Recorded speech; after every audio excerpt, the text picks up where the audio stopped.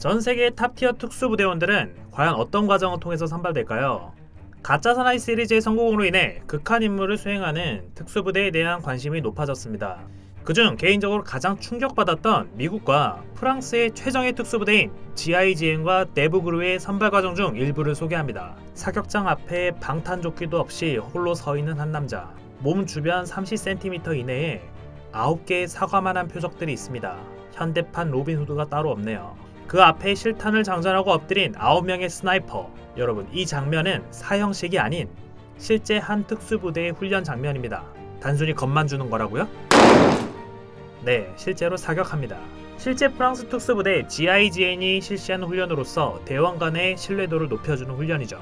GIGN은 프랑스 국가헌병대 소속이며 민간의 무장 강도나 인질극이 벌어졌을 때도 개입합니다.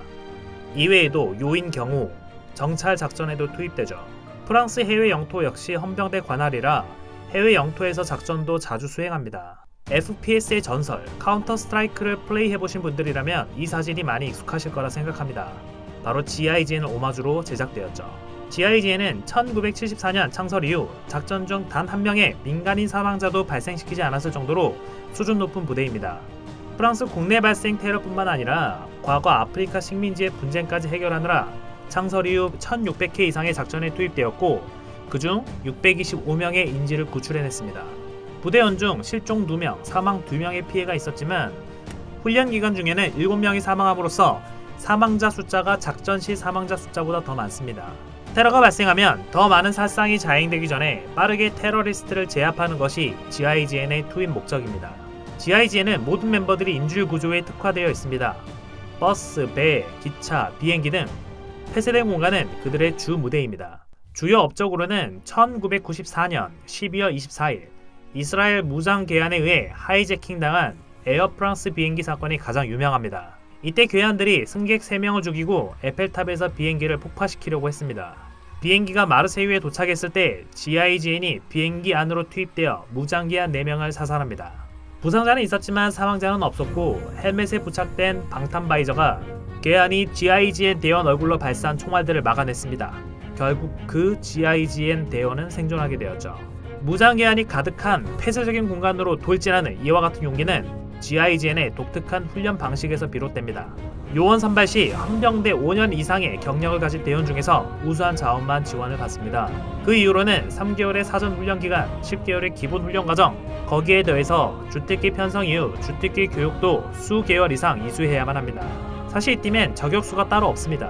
왜냐하면 모든 대원이 매일 300발 이상 사격을 통해서 최고의 저격수 훈련을 받기 때문입니다. 그로 인해서 모두가 저격 임무에 투입이 가능하기 때문에 전담 저격수가 딱히 정해지지 않은 것이죠.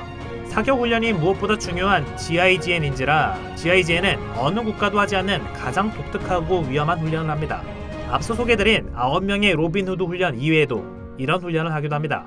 취재하러 온 기자에게 방탄조끼를 씌우고 한 손으로 파지한 권총을 사용해서 기자를 겨눕니다. 사격 시 동료를 믿지 못해 움직이는 순간 큰 사고로 이어질 수도 있습니다. 그래도 기자인데 정말 쏠까요? 네, 쏩니다. 다음으로 소개드릴 위험한 훈련 과정을 가진 특수부대는 바로 내부그루입니다. 미군의 1티어 특수부대 중 델타포스보다 상대적으로 더 언론에 알려진 특수부대로서 실팀 소속이고 실팀 6로 불리기도 합니다.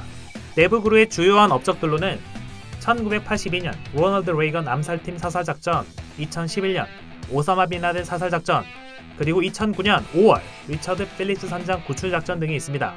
이 작전에는 단 3발의 저격으로 작전을 끝냈습니다. 일단 내부그루의 모체가 되는 실팀에서 작전을 수행하기 위해서는 2.5년의 훈련 기간은 기본으로 각오를 해야 됩니다. 실팀은 공중, 바다, 육지에서 모두 능숙하게 작전 수행이 가능해야 하죠. 훈련을 통해 낙오자를 제외한 소수의 인원이 남게 되면 6개월간의 전술 훈련이 진행됩니다. 전세계 어떤 무기든 다룰 수 있도록 훈련받습니다. 전쟁에서 바로 주워서 무기를 사용할 수 있게 만들죠. 실팀 훈련은 그렇게 어렵지 않습니다. 여러분도 아주 쉽게 할 수 있습니다. 물로 가득 차있고 공간이 협소해서 움직일 수 없는 소형 잠수함을 타고 어느 장소든지 침투할 수 있도록 훈련을 받습니다. 우주에서 보는 것처럼 진구가 둥그렇게 보이는 3만 피트 상공에서 낙하산을 타고 침투합니다. 밤에도요. 손목을 뒤로 묶고 발목도 묶고 깊이가 3m가 넘는 물속에서 물 밖으로 콩콩 뛰면서 15분만 버티면 됩니다. 이렇게 2.5년만 버티면 됩니다. 뭐 별거 아니죠? 그렇게 쓸팀이 되면 7년 이상 복무하고 실제 전장에 2회 이상 파견된 인원 중에서 가장 똑똑하고 경험 많은 병사가 데브그룹팀 선발 과정에 초대받습니다. 체력 테스트와 정신 테스트를 거치고 나면 실제 데브그룹 멤버들과 면담을 합니다. 지원자 사진을 찍어서 복도에 붙여놓으면 지원자와 실제로 접촉한 데브그룹 멤버들이 합격을 의미하는 V와 불합격을 의미하는 X 사인을 표시해서 당락을 결정하게 됩니다.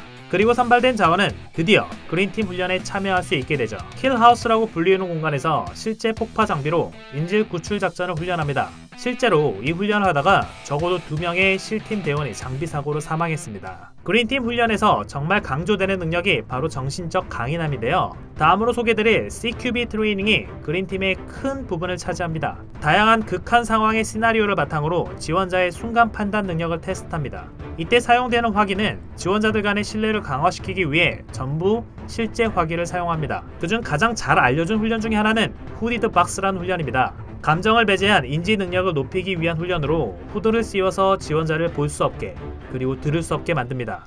교관들은 인질극 등 치명적인 상황을 포함해서 다양한 상황을 연출합니다. 지원자는 후드를 쓴 채 각각의 상황에 최대한 빠르게 대처해야 하고 지원자는 후드를 얼마나 쓰고 있어야 하는지 그 시간을 알 수가 없습니다. 이 과정을 통해서 지원자는 극한의 두려움을 경험하고 특수한 상황에서 감정적인 반응 대신 이성적인 판단력으로 행동할 수 있는지 검증을 받습니다. 지금까지 독특하고 위험한 훈련 방식을 채택한 2개의 특수부대들을 살펴봤습니다. 본 자료는 언론에 노출된 GIGN 그리고 데브그룹의 훈련 과정만을 토대로 작성한 것입니다. 각 나라를 대표하는 특수부대답게 최신의 훈련 과정이 도입되었을 수도 있고 기존의 훈련 중에 변화된 과정이 있을 수도 있습니다. 그리고 알려지지 않은 특수부대가 가장 강하다는 말이 있듯이 베일에 쌓여진 더 체계적이고 강력한 특수부대가 충분히 존재할 가능성이 높음을 알려드립니다. 현재 화제가 되고 있는 이슈와 인물 등에 대해서 더 많은 소개를 받아보고 싶으신 분들은 구독 버튼을 눌러주세요. 좋아요와 구독은 채널 운영에 아주 큰 힘이 됩니다. 감사합니다.